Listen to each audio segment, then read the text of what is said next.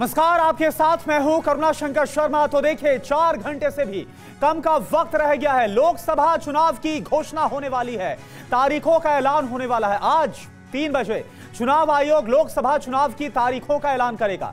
लोकसभा चुनाव की तारीखों के ऐलान को लेकर टीवी9 भारतवर्ष पर सबसे बड़ी कवरेज लगातार जारी है। और इन सब के बीच अब से कुछ ही देर बाद यानी 12 बजे टीवी9 भारतवर्ष लोकसभा चुनाव को लेकर बहुत बड़ा ओपिनियन पोल करने जा रहा है। इस ओपिनियन पोल में आप देश की सभी 543 लोकसभा सीटों का ओपिनियन पोल देख पाएंगे, सर्वे आप देख पाएंगे।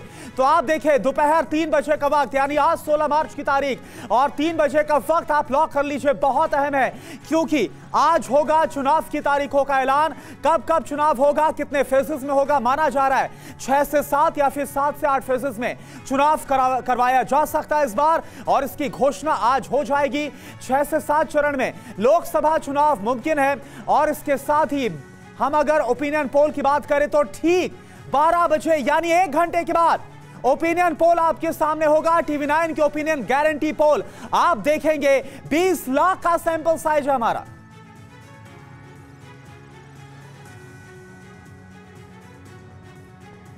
तो 55 मिनट बाकी रह गए हैं इस ओपिनियन पोल जो आपके सामने आएगा टीवी9 भारतवर्ष का। लेकिन आज की बड़ी खबर ये कि 4 घंटे बाद चुनाव की तारीखों का ऐलान होने जा रहा है। दोपहर 3 बजे वो वक्त है जब चुनाव आयोग प्रेस कॉन्फ्रेंस करने वाला है। 6 से 7 चरणों में 6 to 7 फेजेस में चुनाव कराए जा सकते हैं। 18 से 20 अप्रैल के बीच पहले चरण की वोटिंग होगी, जो कि जानकारी मिल रही है। और मई के आखिरी हफ्ते में नतीजे संभव हैं। मई का आखिरी हफ्ता इस बार का चुनाव 2024 का चुनाव कई मायनों में अलग भी है, पॉलिटिकल इक्वेशन अलग है। लेकिन अब देखना होगा कि तारीखों का ऐलान क्या होता है, किन किन चरणों में चुनाव होते हैं। 3 बजे के बाद तस्वीर साफ हो जाएगी हर राज्य की कि कहां-कहां कितने चरण में चुनाव होंगे। तो आज का बहुत बड़ा दिन है चुनावी तारीखों का। लोकसभा चुनाव की तारीखों का ऐलान होने जा रहा है।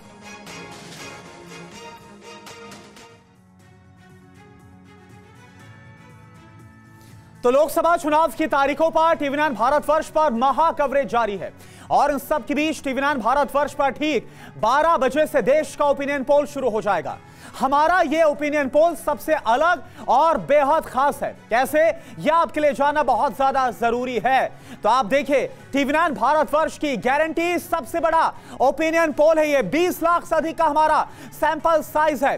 पीपल्स इनसाइट, पोलस्ट्रेट और टीवी9 का सबसे विश्वसनीय गारंटी वाला ओपिनियन पोल है। और तीसरी बड़ी बात क्या है हमारे ओपिनियन पोल को लेकर, यह आप जानिए। देश की सभी 543 यानी कि 543 सीट्स का ओपिनियन पोल आपके सामने हम रखने वाले। चौथी बड़ी बात, एक लोकसभा सीट के अंदर सभी विधानसभा के आंकड़े हम आपको दिखाएंगे, यानी कोई भी अछूता नहीं रहने वाला है। और पांचवी बड़ी बात, हर वर्ग के सैंपल साइज के साथ ये हमने ओपिनियन पोल किया है। मतलब मसलन युवा क्या सोचता है, इसके अलावा जो दूसरे जो उम्र के लोग हैं, यानी हर एज ग्रुप का हमने सैंपल साइज यहां कलेक्ट किया है। तो #टीवी9 ओपिनियन पोल दोपहर 12 बजे से लगातार जो कवरेज है वो हमारी जारी है। और बस कुछ ही मिनटों का वक्त रह गया है।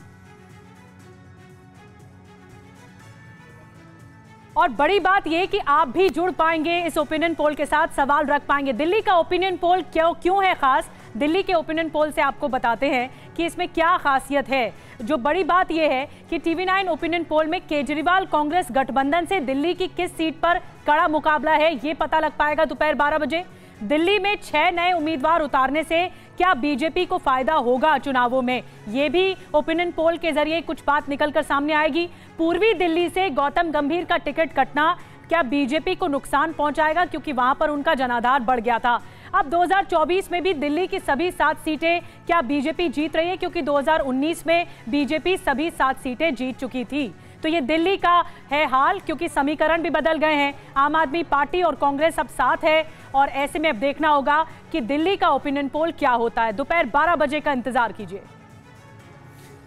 बिल्कुल। और वहीं देखिए, इसी हिंदी बेल्ट में एक अहम राज्य है मध्य प्रदेश, और मध्य प्रदेश का ओपिनियन पोल क्यों खास रहने वाला है ये भी आप जान लीजिए। मध्य प्रदेश में इस बार मोदी मैजिक चल रहा है या फिर नहीं, ये आप जान पाएंगे।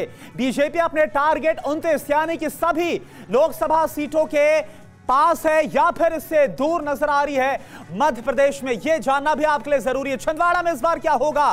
कांग्रेस की राह यहां पर आसान है या फिर मुश्किल है? आखिर कमलनाथ, उनके बेटे नकुलनाथ, जिनका गढ़ है ये, वहां पर क्या होने वाला है? नए सीएम बनाने से बीजेपी के वोट प्रतिशत में क्या इजाफा हो रहा है इस बार? क्या इसका फर्क, क्या इसका असर देखने को मिलेगा? इसलिए मध्य प्रदेश के ओपिनियन पोल पर आपकी नजर रहना बेहद जरूरी है।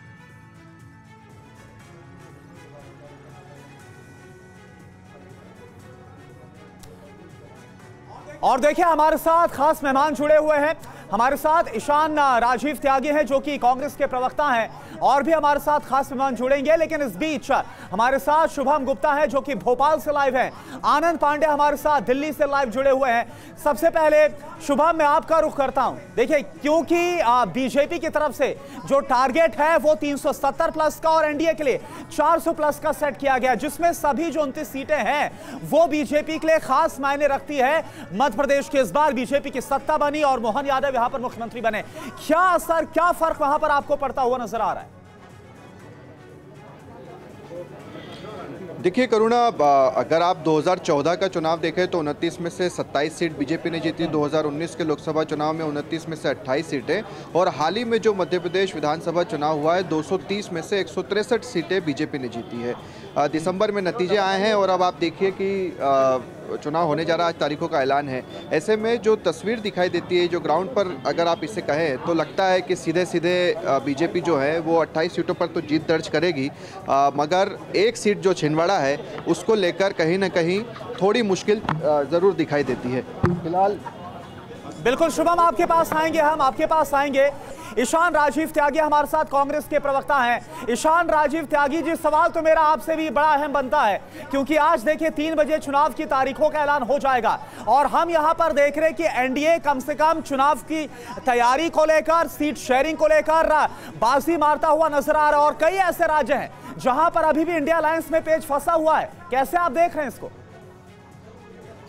देखिए, सबसे पहली बात तो ये है कि पेच अगर किसी का फंसा हुआ है तो वो एनडीए का फंसा हुआ है, और एनडीए मतलब नेशनल डाकू अलायंस। हमने देखा किस तरह से इलेक्टोरल बॉन्ड्स का इस्तेमाल करके एक डाकू की तरह लूट और खसोट मचाई गई, और लूट के बाद उसको बाकी कंपनियों को धंधा दिया गया। खैर, बहरहाल उस बात को छोड़िए। फिलहाल आपने पूछा कि पेच फंसा हुआ है। देखिए, पेच अगर किसी का फंसा हुआ है वो तो एनडीए का फंसा हुआ है। मैं अपने गठबंधन की बात कर सकता हूँ। इंडिया गठबंधन की स्थिति बिहार में बड़ी मजबूत है, और बिहार में हमारी सीट शेयरिंग का फॉर्मूला तय हो चुका है, हमने डिक्लेयर भी कर दिया है। उसके बाद उत्तर प्रदेश में हमारा सीट शेयरिंग का फॉर्मूला सामने आ गया है सबके। उसके बाद दिल्ली में हमारे सीट शेयरिंग का फॉर्मूला सबके सामने आ गया है। हम क्लियर है अपने सीट शेयरिंग के फॉर्मूले पे। जब हम तमिलनाडु की बात करते हैं, जब हम केरला की बात करते हैं, जब हम कर्नाटक की बात करते हैं, जब हम तेलंगाना की बात करते हैं, तो इंडिया जो गठबंधन है हमारा, उसका जो सीट शेयरिंग का फॉर्मूला है वो सभी राज्यों में आ गया है। महाराष्ट्र में बचा है और उस पर भी बात चल रही है। बड़ी टिप्पणी की है आपने ईशान राजीव त्यागी। दूसरी बात सुन लीजिए मेरी पूरी बात। अब मेरी बात सुन लीजिए। अब आप एनडीए की बात करिए। एनडीए का बिहार में नहीं पता कि वो एलजेपी को कितनी सीट दे रही है, कौन सी एलजेपी को सीट दे रही है, क्योंकि 2 एलजेपी भी है वहां पर भी। और इसी तरह से उत्तर प्रदेश में एनडीए बताए कितनी सीट राजभर जी को दे रही है, कितनी सीट अपने अन्य दलों को दे रही है, अपना दल को दे रही है। और साथ में महाराष्ट्र में साउथ में क्या होगा, कर्नाटक में क्या होगा? कर्नाटक की पिछली दफा हमने देखा 28 में से 25 पर बीजेपी ने जीत हासिल की, और आज वहीं से फिर से चुनावी शंखनाद कर रहे हैं कर्नाटक में, जहां से मल्लिकार्जुन खड़गे आते हैं, जो उनका गढ़ है, और जहां पर 2019 में मल्लिकार्जुन खड़गे को हार का सामना करना पड़ गया था, कलबुर्गी जिसे गुलबर्गा भी कहा जाता है, वहां से आज शुरुआत कर रहे हैं। जब 2022 में जो चुनाव हुए थे कर्नाटक के, जब उसका रिजल्ट आया था, तो किस तरह से जनता ने, वहां की जनता जनार्दन ने बीजेपी को सिरे से नकार दिया था, और उनका जो 40% कमीशन का जो उनपे आरोप लगे हुए थे वो सही साबित हुए और वो जनता में स्टिक किए। तो आप देखेंगे कि जिस तरह से हमारी पार्टी की जो सरकारें हैं हिमाचल में, कर्नाटक में और तेलंगाना में, जिस तरह से आम जनमानस के मुद्दे उठाकर और उनको सॉल्व करने का काम कर रही है, उनके हित में काम कर रही है। बड़ा दम भर रहे हैं कर्नाटक ईशान राजीव त्यागी साहब। ठीक, ईशान राजीव त्यागी साहब, हम बहुमत में आएंगे और भारतीय जनता पार्टी बड़ी बात आपने कह दी, बड़ी बात आपने कह दी कि आप साउथ में बहुमत में आ रहे हैं और बड़ा दम भर रहे हैं, जीत की हुंकार भर रहे हैं। लेकिन अनिला सिंह जी, ईशान राजीव त्यागी ने एक बड़ी टिप्पणी की कि एनडीए का मतलब नेशनल डाकू अलायंस है। ना आपकी बिहार में स्थिति कंफर्म है, एलजेपी को लेकर डावाडोल स्थिति है, आप अपने ही गतिरोध में उलझे हुए हैं। इस पर क्या टिप्पणी करेंगे आप? मेरी सबको राम राम। और हमारी चिंता छोड़ दीजिए। बिहार में जो है एलजेपी साथ आ रही है, कितनी सीटें हम दे रहे हैं, कितनी नहीं दे रहे हैं, वो एनडीए का परिवार है, वो एनडीए जो है अपने आपस में सुलझा लेगा। आप अपनी देखिए ना। हाँ, बिहार में आप कहाँ हैं साहब? दिखाई नहीं दे रहे। बंगाल में आप कहाँ हैं साहब? दिखाई नहीं दे रहे। चिंता अपनी करिए। ये जो ठगबंधनों का एक बंधन बना है, जिसको आप लोग गठबंधन बोलते हैं, इंडिया अलायंस बोलते हैं, वो कहाँ है? उसकी जमीन कहाँ है? खिसक गई है जमीन। भारतवर्ष की जो जनता है ना, वो देख रही है, निरंतर 10 वर्ष से देख रही है कि कौन सा नेता जो है निरंतर उनके लिए कार्य कर रहा है, विश्व में किस प्रकार से भारत का नाम उजागर कर रहा है, आस्था का सम्मान हो, विकास का काम हो, महिला को सशक्त करना हो, किसान को मजबूत करना हो, युवा को रोजगार देना हो जी।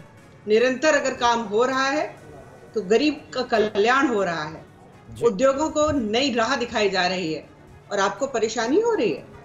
आप हमें डाकू बोल रहे हैं? चिट्ठा खोलूं कांग्रेस पार्टी का जवाहरलाल नेहरू जी से लेके अब तक का बात क्या कर रहे हैं आप? कौन से डाके की बात कर रहे हैं आप? हाँ, आप लोगों की तो अपनी हालत देखो। अगर इलेक्टोरल बॉन्ड्स के चंदे की भी बात करें, आपसे आगे तो टीएमसी है। तो ये दिखाई देता है कि कांग्रेस पार्टी में तो कॉन्फिडेंस जो है लोगों का रहा ही नहीं, चाहे वो गरीब हो, चाहे वो उद्योगपति हो। अपने गिरेबान में साहब झांकिए। भारतीय जनता पार्टी मजबूती से 2024 में फिर से सरकार बनाने वाली है। नरेंद्र मोदी जी वर्सेस ऑल जो किया था, वो ऑल जो है ना, पता नहीं कहां पे गायब हो चुके हैं, और केवल नरेंद्र मोदी जी के साथ भारतवर्ष की जनता खड़ी हुई आपको दिखाई देगी। ठीक है अनिल जी, यानी कि आपको काफी कॉन्फिडेंस नजर आता है। जो आपका 370 प्लस और 400 प्लस का जो टारगेट है, उसकी तरफ आप बढ़ते हुए नजर आ रहे हैं, इसको लेकर आप काफी कॉन्फिडेंट हैं। लेकिन निवान शर्मा हमारे साथ आम आदमी पार्टी से जुड़े हैं। निवान, मैं आपसे जानना चाहूंगा कि आपके अंदर कितना कॉन्फिडेंट है, क्योंकि आज क्या हुआ ये तो आप जानते हैं। राउस एवेन्यू कोर्ट से 15,000 के निजी मुचलके में जो दिल्ली शराब घोटाला मामला है, उसमें अरविंद केजरीवाल को जमानत मिली है। और इससे पहले जो शो था, इसमें बीजेपी की तरफ से निशाना भी साधा गया कि देखिए, जिस भ्रष्टाचार के खिलाफ आंदोलन की बात करते थे, आज उसी एक मामले में 15,000 का निजी मुचलका और जमानत मिलती है। तो ये क्या आपके खिलाफ जाता हुआ नजर आएगा एन लोकसभा चुनाव से पहले? सर देखिए, आज हमारे साथ पैनल पे एक ऐसी पार्टी के प्रवक्ता हैं जो पार्टी अपने विरोधियों को खत्म करने पे तुली हुई है। हर वो आवाज जो इनके खिलाफ उठना चाहती है, जो इनके विपक्ष में खड़ी होती है, उसको ये दबाने की कोशिश करते हैं, खत्म करने की कोशिश करते हैं। भाजपा एक ऐसी पार्टी है जिसके पास कोई विजन नहीं है, कोई प्लान नहीं है। पिछले 10 साल में जिसने कुछ भी नहीं किया और केवल एक बबल बना के, मीडिया मैनेजमेंट करके, गुब्बारा बना के लोगों को भ्रमित करने की कोशिश किया, ब्रेन वॉश करने की कोशिश करते हैं ये। अगर आप इनसे पूछ लेंगे कि इन्होंने पिछले 9 साल में क्या किया, इनके पास कोई जवाब नहीं है। हर रोज ये सुबह आकर ये कुछ ना कुछ नया ऐसा मुद्दा देने की कोशिश करते हैं जिसकी अभी इस चुनाव से कोई रेलेवेंसी नहीं है। ये बोलते हैं 1 नेशन 1 इलेक्शन, जिसका इस चुनाव से कोई रेलेवेंस नहीं है। ये बोलते हैं विमेंस महिला आरक्षण बिल, जिसका इस चुनाव से कोई रेलेवेंस नहीं है। ये बोलते हैं सीए, जिसका इस चुनाव से कोई रेलेवेंस नहीं है।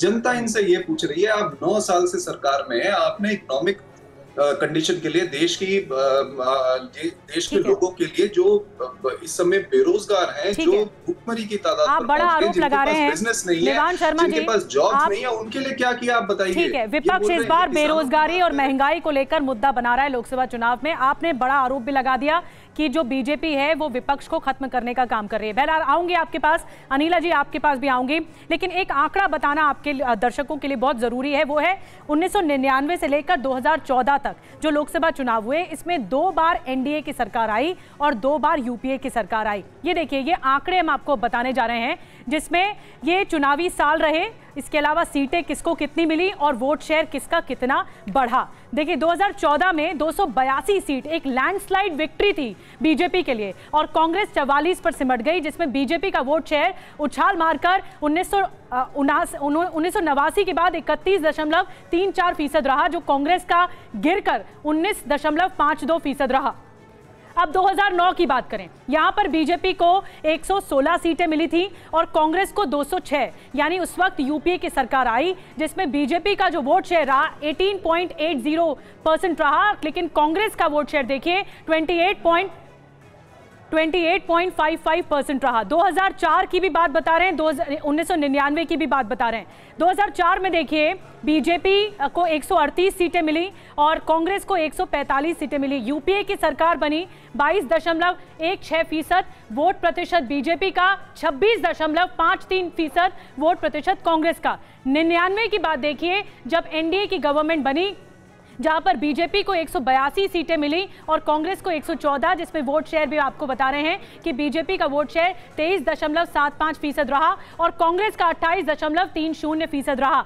मेरे साथ इस वक्त एक बहुत खास मेहमान जुड़ चुके हैं और वो हमारे डेटा एनालिस्ट हैं, जो बताएंगे कि इस बार के चुनाव क्यों स्पेशल हैं और समीकरण पूरी तरह से बदल गए, पॉलिटिकल सिनेरियो बदल गए। पार्था, डेटा एनालिस्ट पार्था हमारे साथ हैं, डेटा मुशाय भी आपको जाना जाता है। तो पार्था, अगर यूपी की से शुरुआत करें, जल्दी जल्दी हम राज्यों को देखेंगे, तो आपको क्या लगता है पॉलिटिकल समीकरण बदल रहे हैं? आरएलडी पहले साथ थी लेकिन अब बीजेपी के आ गई है, तो आपको क्या लगता है क्या होगा? ये देखिए 2019 में क्या देखिए एक क्या होता है, एक स्टेट में आप ये मैप देखना बहुत जरूरी है, रेजिस्टेंस कहाँ पर है। मतलब देखिए बीजेपी यूपी में अच्छा करेंगे तो इसमें कोई डाउट नहीं है, बट कहाँ पर अपोजिशन का रेजिस्टेंस है। ये देखिए, ये आजमगढ़ एक सीट है, अखिलेश यादव। हाँ, ये आजमगढ़ सीट में पिछले बार जीता था, जो भी बाई इलेक्शन में अभी बीजेपी जीत गया, बट इसका एक रेजिस्टेंस दिखाई देगा। ठीक है, ये रायबरेली सीट था, इसका बाजूवाला अमेठी था। अगर मतलब संकट है आजमगढ़ में? नहीं, मैं क्या बोल रहा हूँ, देखिए अभी हमारा जो ओपिनियन पोल भी आएंगे, मैं बोल अपोजिशन रेजिस्टेंस कहाँ से करेंगे। अच्छा, ओके, आप समझ रहे हैं ना, जहाँ कहाँ से सीट जीत सकता है, कहाँ जीत सकता है, ये आजू बाजू सीट जीत सकता है, ये जो ब्लू एरिया है, हाँ, ये आजू बाजू सीट आप जीत सकता है। आप देखेंगे ये है क्या, मैनपुरी, ये मैनपुरी, ये समाजवादी पार्टी का गढ़। 21 जो सीट है ये मैनपुरी। ठीक है, अगर पिछले बार देखिए कनौज डिंपल यादव हार गया था, ठीक है, तो इस तरीके से आप अगर देखेंगे जो इधर एक रेजिस्टेंस दिखाई दे सकते हैं। और ये जो बेल्ट है ये थोड़ा मुस्लिम एससी पिछले बार कंसोलिडेशन हुआ था, ठीक है, रोहिला खंड ये बेल्ट में बीएसपी ज्यादा यहाँ पर बीएसपी, अभी बीएसपी इक्वेशन में नहीं है, तो बीएसपी का वोट किधर जाएगा अगर बीजेपी में। देखिए पिछले बार जयंत चौधरी बगबत हार गया था, ठीक है, इस बार जयंत चौधरी शिफ्ट हुआ, बट जयंत चौधरी का इंपैक्ट इस एरिया में थोड़ा दिखाई दिया था। जो जाट वोट वो आ सकता है, वो बीजेपी को जा सकता है। आपका जो इधर दलित वोट है, स्पेशल जाटव वोट है, वो कैसा जाएगा वो देखना पड़ेगा। तो यूपी, ये 2019 की बात है। उत्तर प्रदेश के बाद जो सबसे ज्यादा सीटें आती है लोकसभा की, महाराष्ट्र की आती हैं। 48 लोकसभा की सीटें आती हैं। ऐसे में वहां पर भी समीकरण काफी बदल गए हैं। एकनाथ शिंदे यहाँ आ गए, उद्धव ठाकरे अलग हो गए, तो अब वहां क्या हो सकता है? देखिए उधर सबसे, और क्या है, महाराष्ट्र में 6-7 महीने के अंदर पार्लियामेंट इलेक्शन होने जा रहा है। देखिए महाराष्ट्र में भी देखिए ये वाला जो बेल्ट है, विधानसभा इलेक्शन नहीं, ये 2019 में आप देखेंगे ये वाला जो बेल्ट है, इधर देखिए एनसीपी काफी स्ट्रांग था। ये ब्लू एरिया, ये ब्लू एरिया, इसको वेस्टर्न महाराष्ट्र बोलते हैं, बारामती आता है, ठीक है, ये वाला एरिया में एनसीपी काफी स्ट्रांग था। अभी देखना पड़ेगा जो इधर एनसीपी एक्सपेंड कर पाएगा नहीं पाए। अभी जो कोस्टल, अगर मैं एक बार सिलेक्ट कर लूँ जस्ट आपका कोंकण, ये कोस्टल बेल्ट जो मैं बोल रहा हूँ, ठीक है, कोंकण, ये जो बॉर्डर एरिया, ठीक है, इधर शिवसेना कितना अच्छा करेंगे, ठीक है। विदर्भ, अगर आप देखेंगे ये विदर्भ एरिया है, इधर क्या बीजेपी को फायदा होगा एकनाथ शिंदे के साथ हाथ मिलाकर? देखिए उद्धव ठाकरे बहुत इंपॉर्टेंट फैक्टर रोल प्ले करने जा रहा है इवन इन पार्लियामेंट इलेक्शन में, ठीक है। तो मुझे लग रहा है महाराष्ट्र में बीजेपी पिछले बार जैसा उससे बेटर, उससे ज्यादा रेजिस्टेंस फेस करेंगे। इन्हें हमारा ओपिनियन पोल में और बेटर आइडिया हो जाएंगे एग्जैक्टली क्या होगा। आने वाला है, बहुत कम समय बचा है ओपिनियन पोल में। दोपहर 12 बजे जरूर जुड़िए TV9 भारतवर्ष के साथ। मिशन साउथ लगातार प्रधानमंत्री फोकस कर रहे हैं। हाँ। क्यों साउथ पर फोकस है पार्था, आप बेहतर समझा पाएंगे, दक्षिण क्यों इतना इंपॉर्टेंट है हर पार्टी के लिए? देखिए दक्षिण में अभी देखिए क्या है, आप बीजेपी एक भी स्टेट में पावर में नहीं है। पहले जो है तमिलनाडु बीजेपी कभी भी जीता नहीं, तमिलनाडु ट्रेडिशनल वीक स्पॉट है। उधर अभी बीजेपी का प्रेसिडेंट अन्नामले का पॉपुलैरिटी बढ़ रहा है, बट एआईएडीएमके थोड़ा आंकड़ों में बता सकते हैं?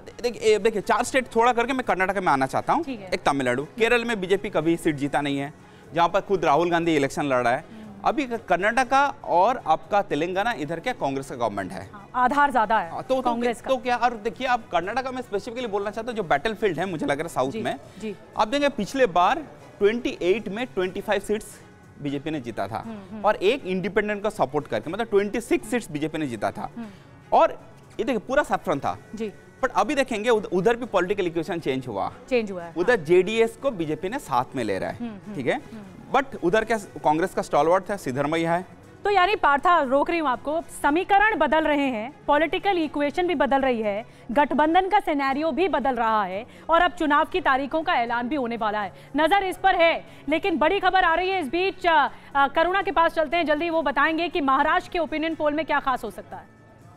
बिल्कुल निधि, देखिए अभी आप जिक्र ही कर रहे थे, हमारे जो डेटा मुशाई है, डेटा एनालिस्ट है पार्थ लगातार बता रहे थे कि महाराष्ट्र में एक बड़ा रेजिस्टेंस देखने को मिल सकता है बीजेपी को, एनडीए फ्रंट को। तो महाराष्ट्र का ओपिनियन पोल क्यों आज खास रहने वाला है, क्यों इस पर खास तौर पर आपकी नजर रहने वाली है, आप जान लीजिए।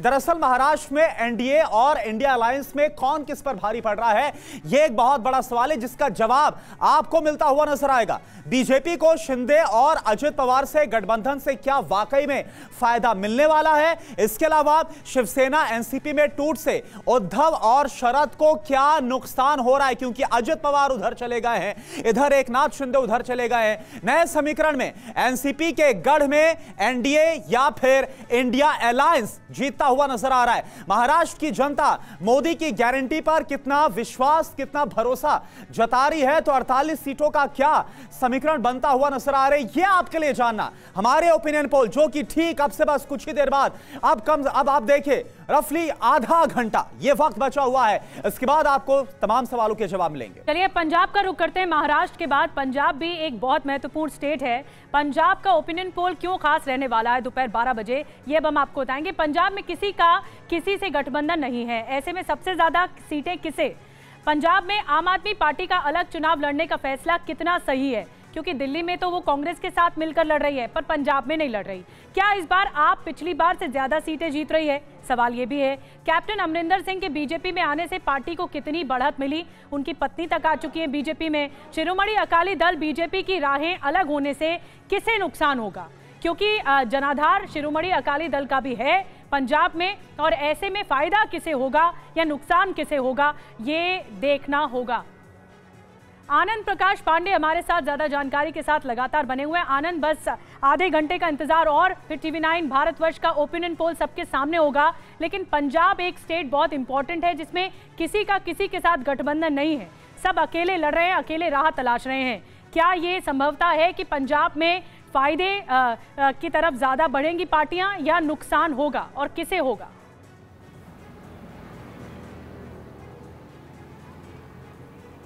जी देखिए, जाहिर तौर पे अभी तक पंजाब में किसी का गठबंधन नहीं हो पाया। हालांकि बीजेपी ने बड़ी कोशिश की थी अकाली दल से गठबंधन करने की, बातचीत भी हो गई थी, लेकिन एक पॉइंट पे आके बातचीत रुक गई, क्योंकि बीजेपी को ये लगा कि अगर आम आदमी पार्टी और कांग्रेस का टाई अप नहीं होता है तो 3 कॉर्नर या 4 कॉर्नर फाइट में बीजेपी को फायदा होगा। और बीजेपी वहाँ पर जो बीजेपी की जो सीटें हैं, अभी गुरदासपुर की सीटें, तो सीटों की संख्या वो बढ़ा सकते हैं।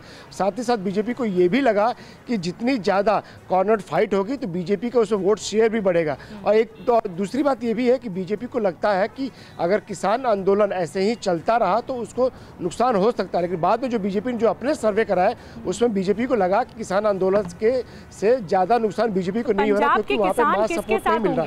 तो ऐसा एक पंजाब स्टेट रहा है बीजेपी के लिए, क्योंकि बीजेपी हमेशा वहाँ पे गठबंधन की बैसाखी के सहारे पे वहाँ लड़ती आई है, जिससे बीजेपी का वहाँ जनाधार वोटों में तब्दील नहीं होता पाया है या फिर सीटों में नहीं बदल पाया। लेकिन इस बार बीजेपी को वहाँ से बड़ी आनंद, एक बहुत बड़ी बात आपने कही, जो बीजेपी लगातार फोकस कर रही है ज्ञान पर, जिसमें गरीब हैं, युवा हैं, अन्नदाता हैं और नारी भी है। आम आदमी पार्टी के निवान शर्मा हमारे साथ हैं। देखिए निवान जी, कॉर्नर्ड फाइट हुई है पंजाब में, आपको लगता है फायदा होगा? आपने कांग्रेस के साथ वहां पर हाथ नहीं मिलाया, क्यों नहीं मिलाया, और फिर क्या लगता है कि राहें अलग करने से फायदा होगा? देखिए, पंजाब की राजनीति थोड़ी सी अलग है। पंजाब की राजनीति समझने के लिए अगर मैं आपको पंजाब की हकीकत बताऊं तो पंजाब जो है वो एक एग्रीकल्चर डोमिनेंट स्टेट है। और अगर आप भाजपा की बात करें, एनडीए की बात करें, अकाली दल की बात करें, इन लोगों की अगर आप पंजाब के गांव में निकल जाएं तो गांव में बड़े बड़े पोस्टर और होर्डिंग लगे हुए हैं कि भाजपा के नुमाइंदों की एंट्री यहाँ पर बंद है, भाजपा और अकाली दल के लोग गाँव के अंदर ना घुसे। ये हालत है इनकी पंजाब के गाँव में। इन्होंने कुछ नहीं किया, किसान इनके इतना विरोध में है। इन्होंने जो किसानों को यहाँ रोकने की कोशिश करी, जो उनके आगे कटीली तारें लगाई, जो आगे उनके सीमेंट ब्लॉक्स लगा दिए, किसानों के ऊपर जो है वो आंसू गैस के गोले छोड़े, एक किसान की मृत्यु होगी। इतना भारी नुकसान है इनके खिलाफ, किसानों के मन में इनके खिलाफ इतना भारी नुकसान है। इन्होंने वादा किया 700 किसानों की शहीदी के बाद जो है इन्होंने अनाउंस किया कि हम एमएसपी देंगे, और उसके बाद ये अभी तक वो एमएसपी का कानून नहीं लेकर आ पाए हैं। तो आप सोचिए कि जहां जहां किसान है हमारे, चलिए ठीक है, किसानों का मुद्दा, तमाम मुद्दे हैं जिनको आप उठाते हुए निवान साफ तौर पर नजर आ रहा है। अनिला सिंह भी हमारे साथ हैं। अनिला जी, पंजाब का जब जिक्र हो रहा है तो आपसे सवाल करना बहुत इसलिए अहम हो जाता है क्योंकि आप देखिए इस बार जो अकाली दल है वो आपसे अलग है। 2020 में किसानों के मुद्दे पर ही कानून को लेकर अलग हो गए थे। हालांकि कल सुखबीर सिंह बादल ने बोला और एक इंडिकेशन दिया कि अभी भी रास्ते खुले हुए हैं। क्या हो रहा है, बीजेपी कैसे देख रही है इस बार पंजाब को? देखिए, ऐसा है कि हम लोग तो हमेशा इस चीज के लिए तैयार रहते हैं कि किसी भी प्लेटफॉर्म पर आकर हमसे बात कर लीजिए और चुनौती देते हैं कि आप कंपैरेटिव एनालिसिस कर लीजिए कि किसानों के लिए अगर किसी भी सरकार ने सबसे ज्यादा कार्य किया है तो वो मोदी सरकार ने किया है। परंतु पंजाब की जो सरकारें रही हैं, पहले कोई भी कांग्रेस की रही हो या आम आदमी पार्टी जो आज की तारीख में वहां पे सरकार चला रही है, मैं पूछना चाहूंगी कि उड़ता पंजाब को इन्होंने कितना कंट्रोल किया भाई? किसानों का विषय यहाँ पर चर्चा में लेकर आ रहे हैं। किसानों की कर्ज जो है कितना कम हुआ पूरे भारतवर्ष में? अगर हम पर कैपिटा कर्ज देखें तो पंजाब के किसानों पे सबसे ज्यादा है। ऐसा क्यों हुआ? जो वहाँ की जो सरकार है, जो राज्य सरकार है, वो किसानों के लिए क्या क्या कदम उठा रही है, हमारी जानकारी में भी होना चाहिए। एमएसपी की ये लोग बात करते हैं तो जो इनके को पार्टनर है बहुत कम समय। अनिला जी माफ कीजिए, आपको टोक रही हूँ, माफ कीजिए। एक आखिरी कमेंट मुझे कांग्रेस से लेना है। राजीव जी, मैं आपके पास आ रही हूँ जल्दी से। 2019 में कांग्रेस 52 सीटों पर सिमट गई थी, बहुत ज्यादा झटका लगा था, नुकसान हुआ था लोकसभा चुनाव में। अब 2024 में आपकी रणनीति कैसे आगे बढ़ेगी? चुनाव तारीखों का ऐलान आज हो रहा है, आपका जवाब क्या है? 400 पार के खिलाफ आपका जवाब क्या है? नहीं, देखिए 400 पार एक जुमला है और जुमला इस तरह के बहुत आए थे। किसानों की आय दोगुनी हो जाएगी। अभी मेरी बहन अनिला जी ने किसानों की बात करी, आय दोगुनी हो गई कि नहीं मुझे नहीं पता, किसान बता देंगे बेहतर, या अनिला जी बता देंगे, और वो किसान बता देंगे जो आज बॉर्डर पर बैठे हुए हैं। और उसके बाद जुमला तो एक ये भी था कि सबके बैंक खातों में 15-15 लाख रुपए आ जाएंगे। उसके बाद जुमला एक ये भी था कि वो भगोड़ो, विजय माल्या और इन सबको, जितने भी स्विस बैंक होल्डर्स हैं, उनके लिस्ट को रिलीज करेंगे और स्विस बैंक से पैसा वापस आ जाएगा। कितना पैसा आया हमें पता है जी। और उसके बाद जुमला एक ये था कि प्रतिवर्ष, ठीक है, बिल्कुल ईशान। अनिला जी, आपसे भी जवाब लेना था लेकिन अब माफ कीजिएगा, वक्त बहुत कम है। आप सभी खास मेहमानों का बहुत बहुत शुक्रिया।